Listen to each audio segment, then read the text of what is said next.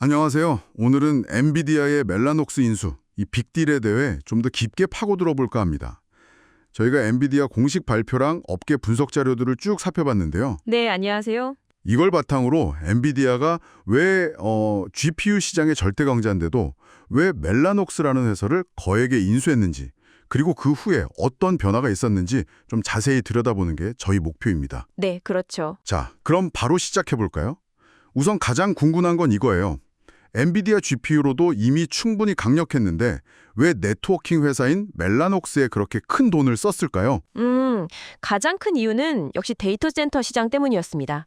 엔비디아가 이제 고성능 컴퓨팅, HPC나 AI 분야에서 GPU로 확실히 앞서가고 있었잖아요. 네, 그렇죠. 근데 데이터 센터 전체 성능을 진짜 극한까지 끌어올리려면 GPU 혼자만으로는 좀 부족했던 거죠.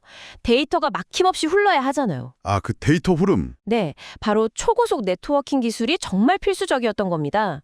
근데 멜라녹스가 이 분야, 특히 인피니밴드라고 하는 기술 있잖아요? 네, 들어봤어요.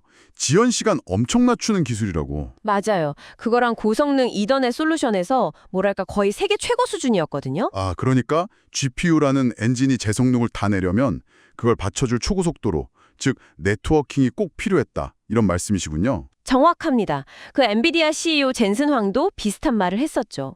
미래의 데이터 센터는 하나의 거대한 컴퓨터처럼 설계될 것이다. 이게 딱 그 맥락인 거예요. 그렇군요. 단순히 기술을 더하는 게 아니라 전체 시스템을 보는 거네요. 네.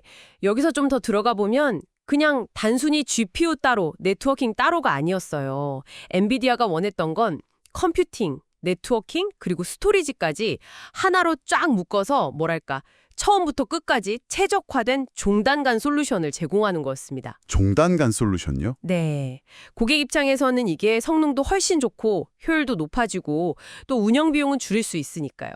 사실 인수 전에도 엔비디아의 그 GGX 시스템 같은 데 보면 이미 멜라녹스 기술이 들어가 있긴 했어요. 아, 이미 쓰고 있었군요. 네, 근데 인수를 함으로써 훨씬 더 긴밀하게 통합하고 최적화할 수 있게 된 거죠. 와, 멜라녹스가 그 정도로 중요했다면 혹시 다른 회사들도 좀 탐내지 않았을까요? 인수 경쟁 같은 거요?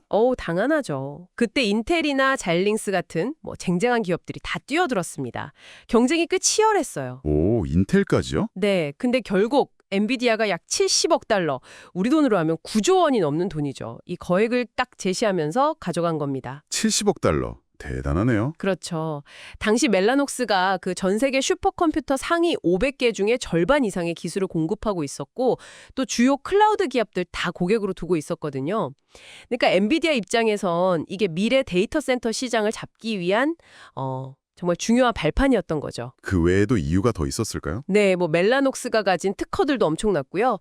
또 이스라엘이 기술 허브인데 거기 R&D 역량을 확보하는 의미도 있었고, 그리고 엔비디아가 게임 외에 데이터 센터 쪽으로 수익을 좀 다변화하려는 그런 목적도 있었고요. 정말 다각질이 고르고 있었네요.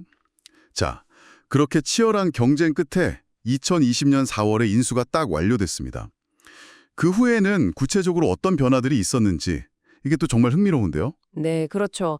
가장 눈에 띄는 변화는 역시 엔비디아 네트워킹 사업의 폭발적인 성장이었어요. 폭발적인 성장이요? 네, 2023년 기준으로 보면 연간 매출이 1,000억 달러를 넘어섰습니다. 이게 인수 전이랑 비교하면 3배 이상 뛴 거예요. 와, 3배요? 정말요? 네, 이게 그냥 시장이 커져서 그런 것만은 아니고요.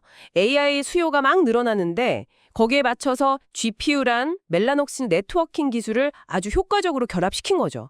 그 시너지 효과가 제대로 터진 겁니다. HGX 플랫폼 같은 통합 솔루션이 성공한 게 대표적이고요. 야, 3배 성장. 그 시너지가 그냥 말이 아니었네요. 이게 기존 멜라녹스 고객들 덕분인가요? 아니면 이 새로운 통합 솔루션을 찾는 수요가 늘어난 건가요? 둘 다라고 봐야죠.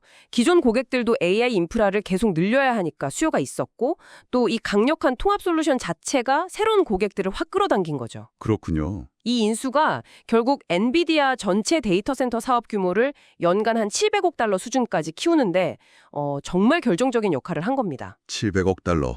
어마어마하네요. 네. 그리고 또 멜라녹스 기술 기단으로 블루필드 같은 DPU, 그러니까 데이터 처리 장치죠. 이걸 개발해서 포트폴리오도 넓혔고요. 아, DPU, CPU 부담 덜어주는 그거요. 맞습니다. 네트워킹이나 보안, 스토리지 작업을 전담해서 처리 속도를 높여주는 칩인데 이것도 중요한 신성장 동력이 됐죠. 그리고 이스라엘 R&D 센터 규모도 엄청 커졌고 또 멜라녹스 창업자 중 한 명이 마이클 카간이 엔비디아의 글로벌 CTO가 됐어요. 사람까지 통합이 잘 된 거죠. 그렇군요. 아, 그리고 멜라녹스 이름은 어떻게 됐나요? 그 브랜드는 이제 점차 엔비디아 네트워킹 사업부로 흡수 통합됐습니다. 지금은 그냥 엔비디아 네트워킹이라고 부르죠. 알겠습니다. 정말 성공적으로 데이터 센터 종합 솔루션 기업으로 딱 변신했네요. 그러면 이렇게 너무 잘 나가다 보니까 혹시 또 다른 문제나 영향 같은 건 없을까요? 사실 바로 그 점인데요. 이 막강해진 영향력 때문에 또 새로운 국면을 맞고 있습니다. 바로 지정학적 리스크예요. 지정학적 리스크요. 어떤 거죠? 네. 2024년 들어서 중국에서 이 인수에 대한 반독점 조사를 시작했어요. 네. 인수는 2020년에 끝났는데 이제 와서요? 네, 그렇죠. 표면적으로는 2020년에 인수를 승인해줄 때 내걸었던 조건들이 있거든요. 그걸 엔비디아가 잘 지켰는지 보겠다는 건데, 아, 조건 위반 여부. 네. 근데 이게 지금 미중 기술 갈등이 점점 심해지고 있잖아요. 이런 상황에서 엔비디아가 중국에서 사업하는데 좀 변수가 될 수 있다. 이런 분석이 나오고 있는 거죠. 아, 복잡하네요. 성공의 이면이라고 할까요? 뭐 그럴 수도 있겠네요. 자, 그럼 오늘 이야기를 좀 정리해 보겠습니다. 엔비디아의 멜라녹스 인수는 단순히 회사 하나를 산 게 아니라 고성능 컴퓨팅 그리고 네트워킹 이 두 개의 핵심 기술을 딱 융합해서 데이터 센터 시장의 판도를 완전히 바꾼 굉장히 전략적인 결정이었다. 이렇게 볼 수 있겠네요. 네, 맞습니다. 그쵸. 그 결과로 엄청난 성장을 이뤄냈지만 또 그만큼 영향력이 커지면서 국제적인 규제 문제라는 새로운 과제도 안게 됐고요. 그렇죠. 여기서 우리가 정말 주목해야 할 점은 뭐랄까 컴퓨팅과 네트워킹이라는 이 핵심 기술의 통합이 한 기업의 운명을 넘어서서 AI 시대의 기술 지용도 자체를 얼마나 근본적으로 바꿀 수 있는가. 이걸 아주 명확하게 보여준 사례라는 겁니다. 기술 통합의 힘이네요. 오늘 이야기는 여기까지 나누겠습니다. 마지막으로 듣고 계신 여러분께서 한번 생각해 보시면 좋을 질문을 던져볼까 합니다. AI가 점점 더 강력하고 또 통합된 시스템을 요구하고 있잖아요. 네. 그렇다면 앞으로 미래 컴퓨팅 환경을 주도하게 될 또 다른 유형의 기술 조합, 그런 건 과연 무엇이 될 수 있을까요? 한번 상상해 보시면 재밌을 것 같습니다.